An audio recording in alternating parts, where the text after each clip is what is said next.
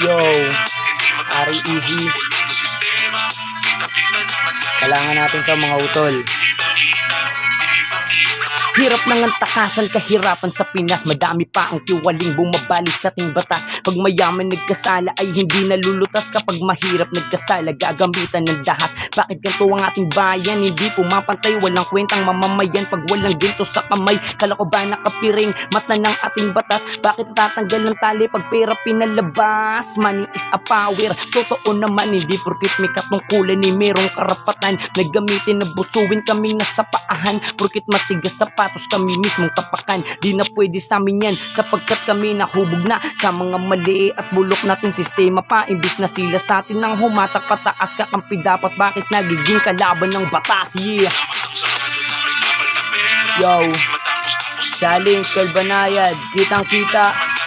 Yo, shoutout El Grande Hood, TBS 13 sa mga tropang sumusuporta.